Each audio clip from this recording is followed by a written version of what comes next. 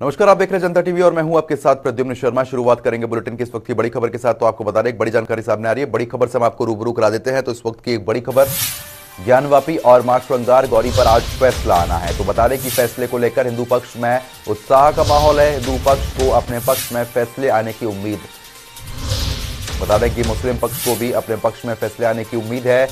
फैसला आने से पहले कमिश्नरेट में धारा 144 लागू हो गई है। प्रशासन ने भी सुरक्षा के पुख्ता इंतजाम किए हुए हैं। तो वहीं आपको ये भी जानकारी दे रहे हैं कि सोशल मीडिया पर भी खास मॉनिटरिंग रखी जा रही है। सभी धर्म गुरुओं के साथ संवाद बनाए रखने के निर्देश यहां पर दिए गए हैं। वाराणसी के ज्ञानवापी श्रृंगार गौरी मामले पर आज फैसला आएगा। ज्ञानवापी श्रृंगार गौरी केस में वाराणसी की जिला अदालत मुकदमे की मुकदमा चलाए योग्य है या नहीं, इस पर फैसला सुनाएगी। फैसला आने से पहले वाराणसी का प्रशासन पूरी तरीके से अलर्ट हो गया है। कल वाराणसी कमिश्नरेट की सुरक्षा समीक्षा को लेकर बैठक की गई थी। बैठक में सभी धर्मगुरुओं और महत्वपूर्ण व्यक्तियों के साथ संवाद स्थापित करने के निर्देश दिए गए थे। बता दें कि पूरे कमिश्नरेट एरिया में धारा 144 लागू कर दी गई है। इसी के साथ संवेदनशील इलाकों में एरिया पर भी नजर रखी जा रही है। फुट पेट्रोलिंग के निर्देश यहां पर दे दिए गए हैं। फ्लैग मार्च निकाला जा रहा है। ज्ञानवापी श्रृंगार गौरी मामले को लेकर वाराणसी में पूरी तरीके से सुरक्षा के प्रबंध कर दिए गए हैं। आपको यह भी बता दें कि इंटर डिस्ट्रिक्ट बॉर्डर्स पर भी चेकिंग और अलर्टनेस बढ़ा दी गई है। इसी के साथ पुलिस ने होटल, धर्मशाला और गेस्ट हाउस में भी चेकिंग अभियान चलाया है।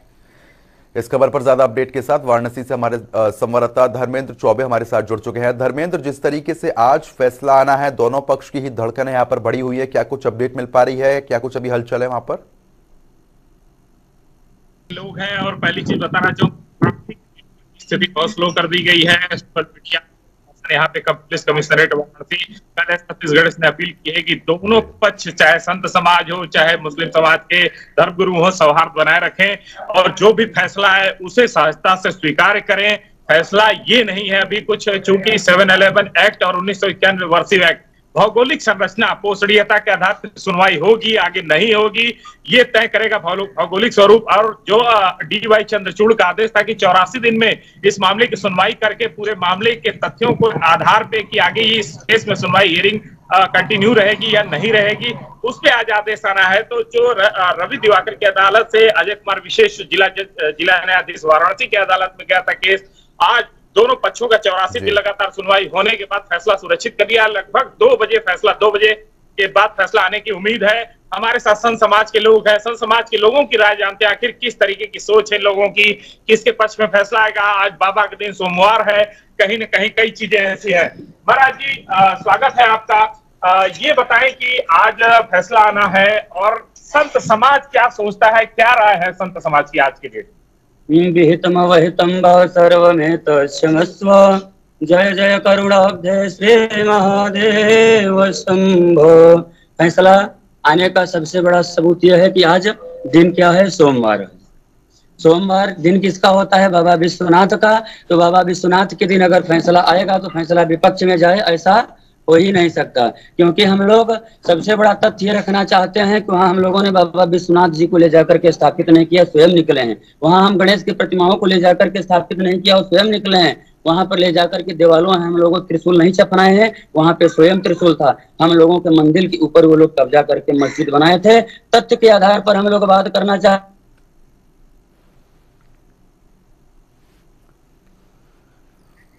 तो फिलहाल जिस तरीके से आप देख रहे थे, जहाँ पर हमारे संवाददाता धर्मेंद्र चौबे लगातार संत समाज से बात कर रहे हैं, लेकिन जिस तरीके से हमने आपको पहले भी बताया था कि सोशल मीडिया पर नजर रखी जा रही है, तो कहीं ना कहीं स्पीड थोड़ी स्लो है। काशी की बात की जाए, काशी में माहौल है संत समाज रिएक्शन कहीं न कहीं। वाराणसी आज जो फैसला आएगा ये काफी अहम माना जा रहा है कि क्या सुनवाई 1991 वर्षीय एक्ट पे होगी या नहीं। हमारे साथ संत और ला फैकल्टी के ये स्टूडेंट भी हैं, इनसे जानते हैं। महाराज जी, क्या लगता है, क्या फैसला होना चाहिए आज? जो 711 का हवाला मुस्लिम पर दे रहा था, पोषणीयता बनेगी नहीं बनेगी, आप ला के स्टूडेंट भी हैं, क्या कहना चाहेंगे? विधि कानून के अनुसार according to law it will be implement to the Gyanvapi Masjid. Because there are the fact about the Hindus religions and we are standing here for our religion and we believe in the God Vishwanath, and we believe that the decision will become in the favor of Hindus. आपके कहने का मतलब कि हिंदू के पक्ष में फैसला आएगा। वाराणसी में दोनों पक्षों से अपील की गई है कि सौहार्द बना रहे, इस पे क्या राय है आप? हम लोग तो बिल्कुल सौहार्द बना करके रहते हैं। कहीं का भी उदाहरण देख लीजिए, हमारे देवरतन शास्त्री जी ने भी यही कहा कि हम लोग तो बिल्कुल जो है इस तरह से रहते हैं कि हमारे अंदर जो है सौहार्द की भावना शुरू से चली आई है। सनातनी जितने भी हैं सौहार्द से ही रहते हैं। अब दूसरे पक्ष क्या करते हैं ये नहीं पता, लेकिन हम लोग बिल्कुल जो है सौहार्द पूर्वक रह रहे हैं। जो कहा जा रहा है कि गंगा जमुनी तहजीब, तो हम तो बिल्कुल बनाए हुए हैं। आचार्य प्रवीण जी, आप भी संत समाज से हैं, आप लोग क्या सोचते हैं, क्या कहते हैं? ये जो फैसला आज होगा, इसको लेके 84 दिन की बहस हुई, अहम बहस हुई, भौगोलिक संरचना की बात हुई, पोषणीयता बनने की या नहीं 7-11 की बात हुई, क्या लगता है आज फैसला किसके पक्ष में होगा? तो सब बताया ही है आपको जो है, लेकिन देखिए कहना यह है कि जो 7-11 एक्ट की बात कर रहे हैं सीपीसी की सिविल की, तो वहां पर यह एक्ट जो है पूरी तरह से लागू होगा, क्योंकि जो फव्वारा बताया जा रहा है वो फव्वारा नहीं है। फव्वारा अगर होता तो इतना विवाद नहीं होता। वो बाबा विश्वनाथ है, वो स्वयंभू है, वो वहां से प्रकट हुए हैं, और जो वहां पे कलाकृतियां हैं वो ये प्रतीत होता है कि वह मुस्लिम पक्ष का वहां कुछ नहीं दिखाई दिया। क्या वहां पे उनके द्वारा जो उकेरी गई है या उनकी कलाकृतियां नहीं दिखाई दी? वो हिंदू धर्म, सनातन धर्म की शिवलिंग, गणेश जी की प्रतिमा, माँ लक्ष्मी की प्रतिमा जो है, ये सारी दीवालों पर जो है अंदर जब सर्वेक्षण शुरू हुआ तो उसमें दिखाई दिए। तो ये तथ्य एकदम सत्य है कि उसके अंदर, और रहेगी बात कि वो हमारा है, ऐसा नहीं है कि मुस्लिम आक्रांताओं ने उसको तोड़ करके, औरंगजेब जब यहाँ आया तो उसने तोड़ करके मस्जिद बनाया है, और जो सनातनी है, जो पुश्तैनी है, वो उसका माना जाएगा, क्योंकि जब तोड़ करके बनाया जाता है तो वो वहां एक्ट ये लागू नहीं होता है। ये तो वहां एक्ट लागू होता है कि जब हमारा कोई नुकसान करके अगर बना रहा है तो वहां वह एक्ट लागू नहीं आता। हमारे अगर पूर्वजों का, मुस्लिम के पूर्वजों का अगर ये होता तो ये मान लिया जाता उनका है, लेकिन ये तो आक्रांताओं के द्वारा तोड़ के, तो यहाँ वो एक्ट कहाँ लागू हो रहा है कि मुस्लिम पक्ष बार बार दुहाई दे रहा है? इसमें 7 एक्ट हमारा लागू होगा और हमारी सुनवाई होगी। अब बाबा विश्वनाथ जो है प्रकट हुए हैं तो पूजन की भी व्यवस्था करेंगे। हर हर महाराज जी 1991 वर्षीय एक्ट लगातार हवाला दे रहा है कि भौगोलिक संरचना के आधार पे वो तोड़ा नहीं जा सकता, कुछ हटाया नहीं जा सकता, क्या कहेंगे? इससे हम ये कहेंगे कि 1993 तक हम लोगों का पक्ष था, हम लोग पूजा किए। इसके पहले पूजा से, उसके बाद हम लोगों को पूजा से वंचित किया गया था, और जो कि वो समय पुनः आने वाला है, और 2 बजे के बाद फैसला आएगा। आज दिन सोमवार है और हम लोग पुनः पूजा प्रारंभ करेंगे। तो प्रद्युमन, जो माहौल काशी में है, संतों का देख रहे हैं आप, रिएक्शन ये है कि 2 बजे जो फैसला आएगा हिंदू सनातनी पक्ष में आएगा, इनका कहना है, और मुस्लिम पक्ष ने चुप्पी साध रखी है। कई लोगों से हम लोगों ने बात करने की कोशिश की, लेकिन वो कुछ अभी नहीं कर रहे हैं। फैसले का इंतजार, सीधे तौर पे उन्होंने कहा फैसले का हम इंतजार करें, फैसले की घड़ी का इंतजार है। काशी बम बम महादेव, हर हर महादेव के नारों से गूंज रही है, ढोल नगाड़ों के साथ काशी तैयार है। अब देर है बस फैसला आने का। जो काशी का माहौल है काफी सौहार्दपूर्ण है। पुलिस कमिश्नर खुद अलर्ट मोड में है, रोड पे उतरे हैं, पुलिस फ्लैग मार्च कर रही है, पुलिस अलर्ट मोड में, धारा 144 लागू कर दी गई है।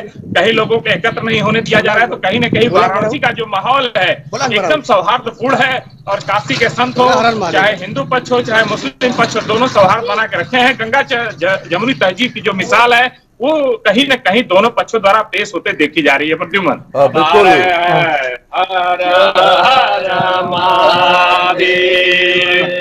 क्योंकि देखिए धर्मेंद्र, जिस तरीके से लोगों में उत्साह भी जरूर देखने को मिल रहा है, आपके पीछे देख के अंदाजा लगाया जा सकता है, क्योंकि जब फैसला आना है उसका तो इंतजार करना पड़ेगा। लेकिन अगर सुरक्षा के लिहाज से बात करते हैं तो जिस तरीके से हम दर्शकों को तस्वीर भी दिखा रहे हैं, जहां पर फ्लैग मार्च निकाला जा रहा है, फुट मार्च यहां पर हो रहा है, लगातार होटल, धर्मशाला और गेस्ट हाउस में चेकिंग अभियान भी चलाया गया है मौजूदा स्थिति में, क्योंकि लगभग 11 बजने आ रहे हैं। ऐसे में फैसला आने में अब थोड़ा समय जरूर बचा हुआ है। क्या कुछ व्यवस्था और पुलिस प्रशासन की तरफ से की गई है? परिसर को अगर बताया जाए तो कोर्ट के परिसर के क्षेत्र में पूरा नेटवर्क जो है काफी स्लो कर दिया गया। हम लोग काफी दूर से होके लाइव दे रहे हैं, और यहाँ पे सुरक्षा के लिहाज से पैरामिलिट्री फोर्स, पीएसी और पुलिस तीनों लगा दी गई है। बाबा विश्वेश्वर की सुरक्षा बढ़ा दी गई है, ज्ञानवापी की सुरक्षा बढ़ा दी गई है, और वाराणसी शहर की बात की जाए तो पूरे शहर में पुलिस पेट्रोलिंग कर रही है, अनाउंस करके कि किसी प्रकार की भीड़ भाड़ न कहीं एकत्र हो, किसी प्रकार का सौहार्द बिगाड़ने की कोशिश न की जाए। सोशल मीडिया की मॉनिटरिंग की जा रही है कि सोशल मीडिया के माध्यम से किसी तरीके की अफवाह न फैलाई जा सके फैसला आने के पहले। और कोर्ट परिसर में मीडिया को जाने से भी रोक दिया गया है। कोर्ट के बाहर आएंगे और कोर्ट का फैसला जो होगा वो बताया जाएगा। और कहीं न कहीं जो व्यवस्थाएं हैं प्रशासन की पूरी तरह से चुस्त और दुरुस्त काशी की हैं। आज के डेट में प्रशासन पूरी तरह से मुस्तैद है और वाराणसी के बॉर्डर जो है सील कर दिया गया। वाराणसी के अंदर जो गाड़ी आ रही है उनको चेक किया जा रहा है पूरी तरह से, उसके बाद आइडेंटिटी करके तब वाराणसी में एंट्री दी जा रही है। प्रद्युम्न बिल्कुल, क्योंकि सुरक्षा के लिहाज से भी कड़े इंतजाम यहाँ पर देखने को मिल रहे हैं। लेकिन जिस तरीके से 84 दिन लंबी बहस चली और अपने आप में काफी लंबा समय था और अब इसका फैसला आज आना है तो अपने आप में ऐतिहासिक फैसला होगा। लेकिन अगर दोनों पक्ष की बात करते हैं तो लगातार पहले आरोप प्रत्यारोप भी देखने को मिले थे कोर्ट में वकीलों के द्वारा भी। लेकिन मौजूदा स्थिति में आप भी वाराणसी में ही मौजूद है, वहां के लोगों का और क्या कुछ कहना है इस फैसले को लेकर? देखिए, फैसले को लेकर लगातार काशी की जनता जो है, हिंदू पक्ष की बात की जाए तो जो याचिका करता है उन लोगों से हम लोगों ने बात की, उनका कहना है कि फैसला हमारे पक्ष में आएगा। मुस्लिम पक्ष का कहना है कि 711 रूल 711 की बात की जाए तो वो मेंटेनेबल नहीं होगा, पोषणीयता नहीं बनती है। लेकिन एक तथ्य बड़ी चीज निकलकर प्रतिबिंबन आती है कि जो बहस हुई हिंदू और मुस्लिम पक्ष की उसमें लगातार जो 1991 वर्षीय एक्ट का हवाला मुस्लिम पक्ष दे रहा था उसमें कहीं न कहीं चीजें ये थी कि 1993 तक भगवान विश्वेश्वर के वहां पूजन अर्चन और श्रृंगार गौरी का पूजन अर्चन होता रहा, जिसका वीडियो भी बीच में वायरल किया गया और शिवलिंग का भी वीडियो वायरल किया गया। तो कहीं न कहीं जो तथ्य है, कई चीजें ऐसे निकल कर आए हिंदू पक्ष की तरफ से। वहां जो भौगोलिक संरचना की बात मुस्लिम पक्ष लगातार रख रहा था, तो वहां त्रिशूल के निशान, कमल के निशान, गणेश भगवान की टूटी हुई प्रतिमा, उस पे जिस तरीके से हिंदू पक्ष ने रखा, जो कोर्ट के सुप्रीम कोर्ट के अधिवक्ता हैं विष्णु जैन ने, उन्होंने स्पष्ट रूप से जिला न्यायाधीश के सामने पेश भी किया कि भौगोलिक संरचना नहीं बिगाड़ी गई है, उस पे गुंबज बस बनाया गया है। तो कहीं न कहीं जो तथ्यों की बात दोनों पक्षों द्वारा की गई। और वहीं मुस्लिम पक्ष का कहना था कि भौगोलिक संरचना बिगाड़ी नहीं गई और 1991 वर्षीय एक्ट के तहत भौगोलिक संरचना बिगाड़ी भी नहीं जाएगी, उसके तहत फैसला आना चाहिए हमारे पक्ष में। तो जो दोनों पक्षों की तीखी बहस लगातार 84 दिन की हुई, सुप्रीम कोर्ट का जो डायरेक्शन था कि 84 दिन में फैसला ये मामले को पूरा सुनकर निर्णय लिया जाए कि आगे कार्रवाई इसमें चलेगी या नहीं चलेगी। D Y Chandrachud justice supreme court ने इस पर आदेश दिया था, उसको अजय कुमार विशेष ने सुना और दोनों पक्षों की सुनवाई करने के उपरांत आज जो 2 बजे फैसला आएगा वो काफी अहम होगा। किसके पक्ष में आता है ये न्यायालय तय करेगा। प्रद्युम्न बिल्कुल, लेकिन जिस तरीके से आपने जानकारी दी है कहीं ना कहीं ऐतिहासिक फैसला है, क्योंकि थोड़ा इंतजार जरूर करना पड़ेगा धर्मेंद्र। लेकिन अगर देखिए फिर से कहीं ना कहीं, क्योंकि लगातार जो प्रशासन है वो यही अपील कर रहा है कि सुरक्षा के लिहाज से कड़े इंतजाम यहाँ पर किए गए हैं, जो सौहार्द है वो लगातार बरकरार बना रहे। लेकिन अगर जिस तरीके से बात करते हैं, जो वाराणसी को रास्ते जोड़ते हैं, जो बॉर्डर है या फिर अंदर के क्षेत्रों की बात करते हैं, क्योंकि काफी सकरी गली वाराणसी में देखने को मिलती है, वहां पर क्या कुछ इंतजाम पुलिस की तरफ से है? क्योंकि जिस तरीके से सौहार्द बनाने की लगातार बात की जा रही है, अधिकारियों से आपकी कोई बातचीत हो पाई है? कुछ रोड मैप के बारे में जानकारी? देखिए, बॉर्डर की बात की जाए तो बॉर्डर सील कर दिया गया है, ज्ञानवापी की सुरक्षा बढ़ा दी गई है और विश्वनाथ जी, गोदौलिया और मैदागिन जो भगवान विश्वेश्वर की तरफ ज्ञानवापी की तरफ रास्ता जाता है उसे पूरी तरह से साफ ब्रैकेट में सील कर दिया गया है ताकि जो लोग श्रद्धालु हैं उनको सहजता से दर्शन मिल सके, किसी प्रकार का माहौल न बिगड़ सके। आज दिन सोमवार है, चूंकि भीड़ भी काफी होती है भगवान विश्वेश्वर के मंदिर में, तो उसको लेके पुलिस पूरी तरह से मुस्तैद है, चुस्त दुरुस्त है और फोर्स की संख्या जो थी, डिप्लॉयमेंट था, वो बढ़ा दिया गया है। अतिरिक्त पैरामिलिट्री फोर्स, पीएसी और पुलिस को लगा दिया गया, सुरक्षा बल भी आ गए हैं, पेट्रोलिंग लगातार जारी है शहर में। तो कहीं न कहीं सौहार्द का जो माहौल है, पुलिस कमिश्नर है सतीश गणेश ने अपना स्टेटमेंट भी दिया है कि सौहार्द बनाए रखें और जो कोर्ट का न्यायालय का फैसला होगा उसे सभी लोग सहजता से स्वीकार करें, क्योंकि भगवान विश्वेश्वर, आदि विश्वेश्वर और ज्ञानवापी का जो मुद्दा है ये गंगा जमुनी तहजीब है, काशी गंगा जमुनी तहजीब का शहर माना जाता है। तो कहीं न कहीं इन चीजों को लेके आप लोग आपस में सौहार्द बनाए रखें, किसी तरीके की भ्रामक स्थिति अराजक तत्वों द्वारा अगर फैलाई जाती है तो पुलिस को सूचना दें और किसी तरीके के अफवाह में न आए।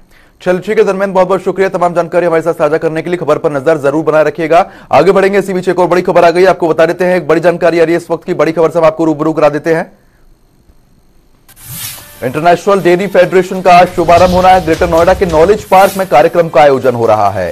तो आपको बता दें कि कार्यक्रम में बीजेपी के दिग्गज नेताओं का जमावड़ा देखने को मिलेगा। थोड़ी देर में प्रधानमंत्री नरेंद्र मोदी पहुंचेंगे, एक्सपो सेंटर पहुंचेंगे सीएम योगी आदित्यनाथ। तो बता दें कि प्रदेश अध्यक्ष भूपेंद्र चौधरी प्रधानमंत्री नरेंद्र मोदी का स्वागत भी करेंगे। आप एक्सपो सेंटर की तस्वीरें देख पा रहे हैं, जहां पर इंटरनेशनल डेयरी फेडरेशन का शुभारंभ होना है। नॉलेज पार्क यानी कि ग्रेटर नोएडा में इस कार्यक्रम का आयोजन हो रहा है। बता दें कि कार्यक्रम में बीजेपी के दिग्गज नेताओं का जमावड़ा इस बार देखने को मिलेगा, क्योंकि प्रधानमंत्री नरेंद्र मोदी के द्वारा शुभारंभ होगा। मुख्यमंत्री योगी आदित्यनाथ भी कार्यक्रम में मौजूद रहेंगे। आपको यह भी बता रहे हैं कि प्रदेश अध्यक्ष भूपेंद्र चौधरी करेंगे प्रधानमंत्री का स्वागत। इस वक्त की यह बड़ी खबर। तो ग्रेटर नोएडा से यह बड़ी जानकारी है। कार्यक्रम में बीजेपी के दिग्गजों का जमावड़ा। पीएम नरेंद्र मोदी कार्यक्रम का आज शुभारंभ करने वाले हैं। सीएम योगी भी कार्यक्रम में मौजूद रहेंगे। तो इस वक्त की बड़ी खबर, इंटरनेशनल डेयरी फेडरेशन का आज शुभारंभ होगा। नॉलेज पार्क में कार्यक्रम का आयोजन हो रहा है। जिस तरीके से आप अपनी स्क्रीन पर देख पा रहे हैं, जहां पर भव्य तरीके से इस मंच को सजाया गया है और तमाम तरीके की चीजें इंटरनेशनल डेयरी समिट में देखने को मिल रही हैं। मुख्यमंत्री योगी आदित्यनाथ भी कार्यक्रम में मौजूद रहेंगे।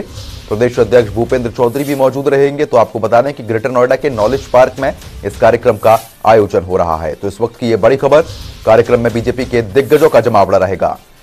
इस खबर पर अपडेट के साथ ग्रेटर नोएडा से हमारे संवाददाता अमर सैनी हमारे साथ जुड़ चुके हैं लाइव। अमर, जिस तरीके से प्रधानमंत्री नरेंद्र मोदी कार्यक्रम का शुभारंभ करने वाले हैं, क्या कुछ अपडेट मिल रही है पूरे मामले को लेकर? क्या क्या तैयारी वहां पर देखने को मिल रही है अभी?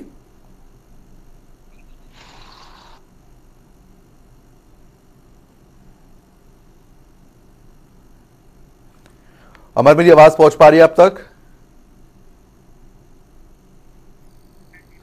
फिलहाल संपर्क टूट गया, दोबारा संपर्क साधने का प्रयास किया जा रहा है। तो आपको बता दें कि इंटरनेशनल डेयरी फेडरेशन का आज शुभारंभ होने जा रहा है। ग्रेटर नोएडा के नॉलेज पार्क में कार्यक्रम का आयोजन हो रहा है।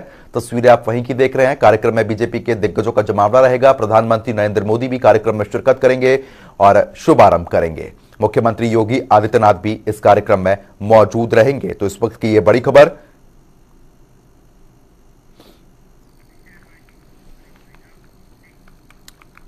वर्ल्ड डेयरी समिट में शामिल होने के अलावा सीएम योगी आज कई और कार्यक्रमों में शामिल होंगे, जिसमें 12:30 बजे तक पीएम के कार्यक्रम में रहेंगे। दोपहर 1:15 पर जनप्रतिनिधियों के साथ बैठक करेंगे।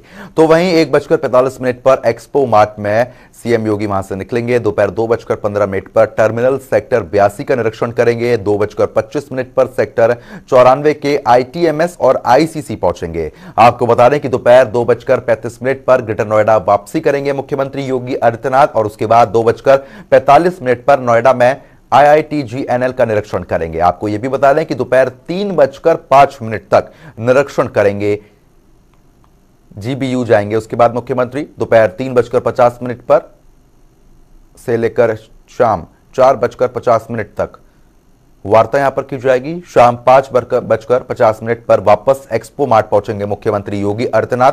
6 बजे से 8 बजे तक गृह मंत्री के साथ कार्यक्रम में रहेंगे। तो आज मुख्यमंत्री योगी आदित्यनाथ के कई कार्यक्रम हैं।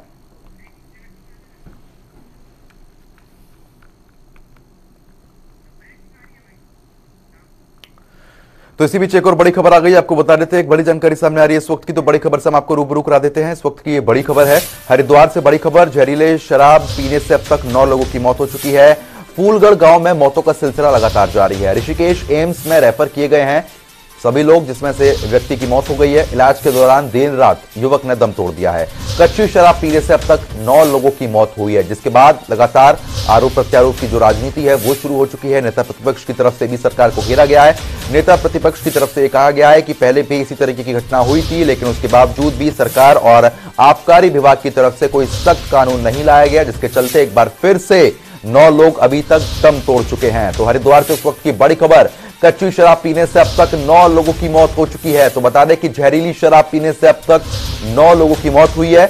फूलगढ़ गांव में मौतों का आंकड़ा लगातार बढ़ रहा है।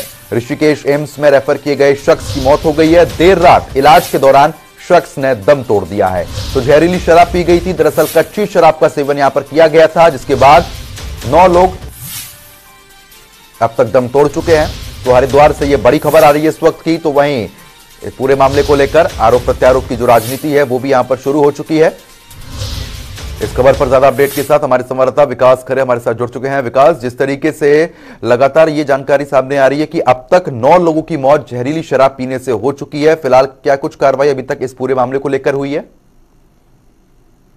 बिल्कुल प्रदुमन, देखिए आपको बताया जिस तरह तक जो खबर सामने आई है प्रशासन के द्वारा जो आंकड़े पेश किए गए हैं वो अभी 7 लोगों की मौत के आंकड़े पेश किए गए हैं, लेकिन अगर ग्रामीणों की माने तो अब तक जो है 10 लोगों की मौत हो चुकी है। हालांकि अभी कुछ जो और बीमार लोग हैं वो भी जिंदगी और मौत से हॉस्पिटल में जिंदगी की जंग लग रहे हैं। लेकिन आपको बताया जिस तरह से ये मामला अब से 4 दिन पहले जो है 4 लोगों की मौत हुई थी, तो कहीं ना कहीं प्रशासन भी मौके पर शिवगढ़ ग्राम फूलगढ़ में पहुंचा था। और आपको बता 2 ये गाँव है शिवगढ़ और फूलगढ़, जहाँ पर जो है ये पूरी घटना हुई है। तो इसको आपको बता दें अब जो है प्रशासन टीम वहां पर मौके पर पहुंची हुई है और पीएससी की वहां पर जो टीम है वो भी यहाँ पर तैनात की गई। लेकिन जिस तरह से जो है इसकी गूंज भी देहरादून राजधानी तक पहुंची थी, तो कहीं ना कहीं विपक्ष भी इस पर हमलावर है। और साफ तौर पर प्रदुमन आपको बता दें अगर गांव में जिस समय जो 3 दिन से वहां पर जनता टीवी की टीम मौके पर मौजूद है, लेकिन चारों तरफ गांव के और जो है सन्नाटा पसरा हुआ है, चारों तरफ चीख और पुकार ही वहां पर सुनाई दे रही है। तो किसी ने अपनी जो है पिता खोया, तो किसी ने पति खोया, तो किसी बहन ने भाई को खोया। तो हालांकि अगर बात करें तो वहां के जो तस्वीर है बहुत ही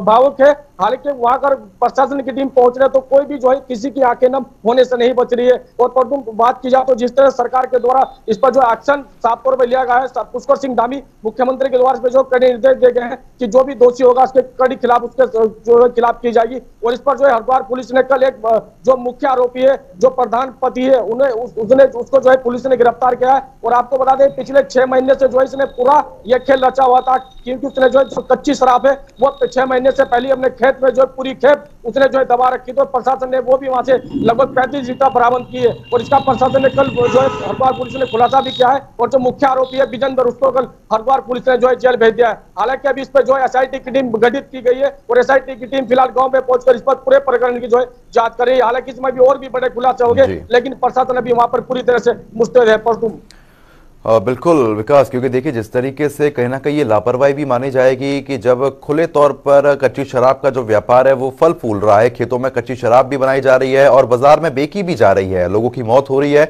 आखिरकार पुलिस प्रशासन ऐसे लोगों की धरपकड़ पहले क्यों नहीं करता है? जब कोई कांड हो जाता है उसके बाद गिरफ्तारी जरूर की जाती है, लेकिन उससे पहले ऐसी कोई कार्रवाई नहीं होती है। क्या वजह है? अधिकारियों से कोई बातचीत? बिल्कुल प्रदुमन, आपको बता दें विपक्ष इस पर लगातार हमलावर है, क्योंकि वो इस पर लगातार निशाना साधे हुए। हालांकि विपक्ष का साफ तौर पर कहना है कि प्रशासन समय रहते कोई कार्रवाई नहीं करता। और साफ तौर पे जो है विपक्ष का कहना है कि इस बार जो है भाजपा सरकार बोना साबित हो रही है। और क्योंकि जो है आबकारी जो विभाग है वो भी मुख्यमंत्री पुष्कर सिंह धामी के पास ही है, तो कहीं ना कहीं आबकारी विभाग इसमें समय से रहसे जो है कोई भी कार्रवाई नहीं करता। हालांकि पथरी जंगल में कल भी जो है आबकारी विभाग में लगभग 30 भट्टियां जो है इन्होंने नष्ट की है। और वहां से जो शराब बनाने के जो उपकरण है वो भी जो है आबकारी विभाग ने जब्त किए। तो ऐसे में जो है जिस समय ये पूरी घटना हुई तो कहीं ना कहीं आबकारी विभाग कुंभकर्ण की नींद से जाग चुका है। तो कहीं ना कहीं तो साफ तौर पर ग्राम वासियों से हमारी मुलाकात हुई थी। ग्राम वासियों का साफ तौर पर कहना है कि समय रहते कुछ भी कार्रवाई पुलिस के द्वारा नहीं होती है। हालांकि इससे पहले भी जो ग्रामीण शिकायत करते हैं, ग्रामीणों का यह भी कहना है कि पुलिस जो है जो शिकायत करता है उसी के खिलाफ जो है मुकदमा दर्ज कर देती है। हालांकि 2019 में इसी शिकायत का मामला भी जो है दर्ज हुआ था, जिसने शिकायत की थी। कहीं ना कहीं जो स्थानीय लोग हैं उनके जहन में भी डर है कि आखिरकार अगर हम शिकायत करें तो कहीं ना कहीं प्रशासन हमारे खिलाफ ही कार्रवाई ना कर दे। हालांकि समय रहता अगर इस चीज की जो है धरपकड़ होती तो कहीं ना कहीं ये जो पूरा मामला हुआ है आज शायद नहीं होता। हालांकि अगर 2019 की बात करें तो 2019 में एक बड़ा प्रकरण हुआ था, कहीं ना कहीं उत्तर प्रदेश और उत्तराखंड की सरकार भी गई थी। 44 मौतें 44 शर्ती हरिद्वार जिले से उठी थी, उससे भी जो है प्रशासन ने सबक नहीं लिया था। लेकिन जिस तरह से ये हरिद्वार जिले में दूसरी घटना है और जो तीसरी घटना है वो देहरादून जिले की है, तो कहीं ना कहीं इससे भी जो है प्रशासन को सबक लेना चाहिए था। और आप बता दें जिस तरह की ये घटना हुई है तो कहीं ना कहीं बड़ी जो है वहां पर बहुत ही दुखी जो ग्रामवासी है उनका साफ तौर पर कहना है कि समय रहते इस तरह की कोई भी कार्रवाई प्रशासन नहीं करता। तो कहीं ना कहीं उत्तराखंड सरकार ने इस पर जो है कड़े निर्देश मुख्यमंत्री पुष्कर सिंह धामी ने दिए हैं। हालांकि जो वहाँ एसओ फिलहाल जो मौजूद थे उनको भी वहां पर जो है सस्पेंड कर दिया गया है। इसके साथ साथ जो हल्के के 3 पुलिसकर्मी है उनको भी सस्पेंड किया गया है। आबकारी विभाग ने इसके साथ साथ ही बड़ा एक्शन लिया है। आबकारी विभाग ने साफ तौर पर जो 9 अधिकारियों सहित जो है सिपाही को भी सस्पेंड किया है। तो ऐसे में जो भी कार्रवाई लगातार जारी हो, कहीं ना कहीं बड़ा एक्शन इस पर पुष्कर सिंह धामी अभी ले सकते हैं। परदुम बिल्कुल, चलिए ठीक है विकास, बहुत बहुत शुक्रिया तमाम जानकारी हमारे साथ साझा करने के लिए। तो आगे बढ़ेंगे। हरिद्वार में शराब कांड के बाद अब विपक्ष सरकार पर हमलावर है। नेता प्रतिपक्ष यशपाल आर्य ने प्रदेश सरकार पर जमकर हमला बोला है। यशपाल आर्य ने कहा कि पिछले साल भी उस क्षेत्र में शराब पीने से मौत हुई थी। भगवानपुर इसका उदाहरण है, जहां अवैध जहरीली शराब पीने से 41 लोगों की मौत हुई थी। प्रदेश की बीजेपी सरकार ने उस वक्त भी कहा था कि हम कड़े कानून बनाएंगे और जो लोग इसमें शामिल हैं उन पर कड़ी से कड़ी कार्रवाई की जाएगी, लेकिन आज तक सरकार कड़ा कानून नहीं बना पाई। यही वजह है कि उस क्षेत्र में अभी भी जहरीली शराब बिक रही है। उन्होंने आरोप लगाया कि इससे यह साबित होता है कि ये सरकार और प्रशासन और आबकारी विभाग बौना है। जो लोग हैं, प्रदेश सरकार उन पर कार्रवाई ना करके उनको बचाने का काम कर रही है। पिछले वर्षों में भी लगातार वहां पर शराब से मौतें हुई हैं। भगवानपुर इसका उदाहरण है। 41 मौतें अवैध शराब जहरीली शराब पीने से वहाँ मौतें हुई और उस वक्त सरकार ने कड़े कानून बनाने की बात भी कही थी। हम कड़ा कानून बनाएंगे और ऐसे जो भी अवैध शराब में संलिप्त लोग हैं उनके खिलाफ कठोर से कठोर कार्रवाई की जाएगी। हम एक कड़ा कानून बनाएंगे। सरकार ने कहा था, पिछली सरकार ने कहा था, भाजपा सरकार ने कहा था, लेकिन कड़ा कानून तो छोड़िए, आज भी जहरीली शराब वहाँ पर गांव में, दुकानों में, हर जगह बिकती हुई दिखाई दे रही है। और ये मौतें ये साबित करती हैं कि सरकार और आबकारी विभाग, प्रशासन इसमें बौना साबित हुआ है। तो फिलहाल जिस तरीके से आपने सुना, जहां पर आरोप प्रत्यारोप की जो राजनीति है वो यहां पर शुरू हो चुकी है। फिलहाल देखने वाली बात ये होगी कि आने वाले समय में इस पूरे मामले को लेकर क्या कुछ कार्रवाई होगी। फिलहाल अभी के लिए सिर्फ इतना ही, लेकिन खबरों का सिलसिला लगातार जारी है। बने रहिए हमारे साथ। नमस्कार।